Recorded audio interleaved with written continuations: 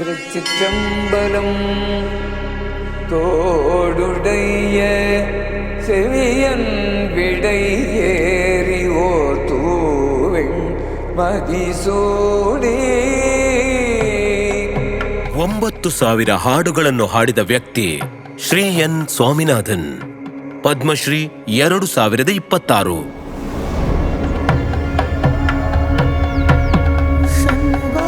ಚೆನ್ನೈನಿಂದ 80 kilometre ದೂರದಲ್ಲಿರುವ ತಿರುತ್ತಣಿಯಲ್ಲಿ ಒಂದು ಪವಿತ್ರ ಮುರುಗನ್ ದೇವಸ್ಥಾನವಿದೆ. 26 ವರ್ಷಗಳಿಂದ ಭಕ್ತರಿಗೆ ಶ್ರೀ ಸ್ವಾಮಿನಾಥನ್ ಅವರ ಸುಮಧುರ ಭಕ್ತಿಗೀತೆಗಳನ್ನು ಆಲಿಸಲಾಗುತ್ತಿದೆ. ಅವರ ಮನಸ್ಸು ಆಧ್ಯಾತ್ಮಿಕ ಭಕ್ತಿಯಿಂದ ತುಂಬಿವೆ. ಆದರೆ ಅವರ ಪ್ರಯಾಣ ಹೇಗೆ ಪ್ರಾರಂಭವಾಯಿತು? ಕೃಷಿಕ ಕುಟುಂಬದಲ್ಲಿ ಜನಿಸಿದ ಅವರು 14 ವರ್ಷದವರಿದ್ದಾಗ ಜೀವನವನ್ನು ಬದಲಾಯಿಸುವ ಕ್ಷಣ ಬಂದಿತು. ನನ್ನ ತಂದೆ ನನ್ನನ್ನು ನಮ್ಮ ಸಣ್ಣ ಹಳ್ಳಿಯಿಂದ ಹತ್ತಿರದ ಪಟ್ಟಣವಾದ ತಿರುಕರುಕಾವೂರಿಗೆ ಕರೆದೊಯ್ದರು.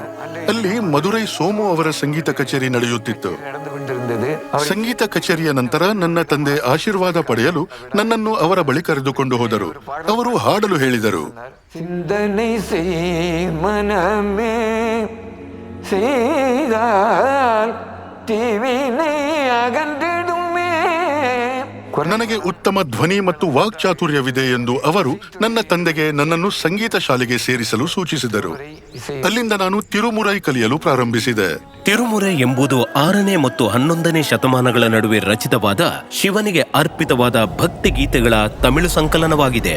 ಅವುಗಳಲ್ಲಿ ತೇವಾರಂ ಹಾಡುಗಳು ಪ್ರಮುಖವಾದವು. ಯುವ ಸ್ವಾಮಿನಾಥನ್ ಅವರನ್ನು 8 ವರ್ಷಗಳ ಕಾಲ ತಿರುಕಡವೂರ್ ಮತ್ತು ಧರ್ಮಪುರಂ ಅಧೀನಂನಲ್ಲಿರುವ ತೇವಾರಂ ಪಾಠಶಾಲೆಗೆ ಕಳುಹಿಸಲಾಯಿತು ಮತ್ತು ಅವರು ಸಂಪೂರ್ಣ ಭಕ್ತಿ ಮತ್ತು ಕಠಿಣ ಅಭ್ಯಾಸದಿಂದ ತೇವಾರಂ ಸ್ತೋತ್ರಗಳನ್ನು ಕಲಿತರು. ಇದು ಅವರಿಗೆ ಓದುವಾರ್ ಎಂಬ ಬಿರುದನ್ನು ತಂದುಕೊಟ್ಟಿತ್ತು, ಅಂದ್ರೆ ಪವಿತ್ರ ದೇವಾಲಯ ಮಂತ್ರಕಾರ. ಓದುವಾರ್ಸ್ ಹಾಡುವ ಸಂಪ್ರದಾಯವು ಪ್ರಸಿದ್ಧ ಬೃಹದೇಶ್ವರ ದೇವಾಲಯವನ್ನು ನಿರ್ಮಿಸಿದ ರಾಜರಾಜ ಚೋಳನ ಕಾಲಕ್ಕೆ ಹೋಗುತ್ತದೆ. ಶೈವ ದೇವಾಲಯಗಳಲ್ಲಿ ಶಾಸನಗಳಾಗಿ ಸ್ತೋತ್ರಗಳನ್ನು ಸಂರಕ್ಷಿಸಲು ಚೋಳರು ಪ್ರೋತ್ಸಾಹಿಸಿದರು. ಓದುವಾರ್ಸ್ ಒಂದು ವಿಶೇಷ ಗುಂಪು. ತಿರುಮುರೈ ನಿರ್ದಿಷ್ಟವಾಗಿ ತೇವಾರಂ ಸ್ತೋತ್ರಗಳು ಕರ್ನಾಟಕ ಸಂಗೀತ ರಾಗಗಳ ನಿರ್ದಿಷ್ಟ ಸೆಟ್ಗಳಿಗೆ ಸಮಾನವಾದ ಪನ್ ಎಂದು ಕರೆಯಲ್ಪಡುವ ತಮಿಳು ಸಂಗೀತ ಪ್ರಕಾರಗಳಿಗೆ ಹೊಂದಿಸಲಾಗಿದೆ. ಓದುವಾರ್ ಸ್ವಾಮಿನಾಥನ್ ತಮಿಳು ಶೈವ ಮಠಗಳು ಮತ್ತು ಇತರ ಓದುವಾರ್ಗಳ ಭಕ್ತ ಸಮೂಹದೊಂದಿಗೆ ಧರ್ಮಪುರಂ ಮತ್ತು ಚಿದಂಬರಂನಲ್ಲಿ ವಿದ್ಯಾರ್ಥಿಗಳ ಗುಂಪುಗಳಿಗೆ ತರಬೇತಿ ನೀಡುವ ಮೂಲಕ ಈ ಸಂಪ್ರದಾಯವನ್ನು ಮುಂದುವರಿಸುತ್ತಾ ಕೆಲಸ ಮಾಡುತ್ತಿದ್ದಾರೆ. ಅವರ ಜಾಗತಿಕ ತಮಿಳು ಪ್ರೇಕ್ಷಕರಿಗಾಗಿ ಅವರು ಸ್ತೋತ್ರಗಳನ್ನು 100ಕ್ಕೂ ಹೆಚ್ಚು ಸಂಗ್ರಹಗಳಲ್ಲಿ ಡಿಜಿಟಲ್ ರೂಪದಲ್ಲಿ ಹೊರತಂದಿದ್ದಾರೆ.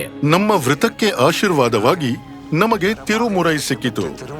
ಇದು ತಿರುಜ್ಞಾನ ಸಂಬಂಧರ್ ಅವರ ಆಶೀರ್ವಾದದೊಂದಿಗೆ ಕಾವ್ಯ, ಸಂಗೀತ, ವ್ಯಾಕರಣ, ಕಲಾತ್ಮಕ ಸಾಹಿತ್ಯವನ್ನು ಒಳಗೊಂಡಿದೆ. ಇದನ್ನು ಸಂರಕ್ಷಿಸುವುದು ನಮ್ಮ ಕರ್ತವ್ಯ. திருச்சிற்றம்பலம்.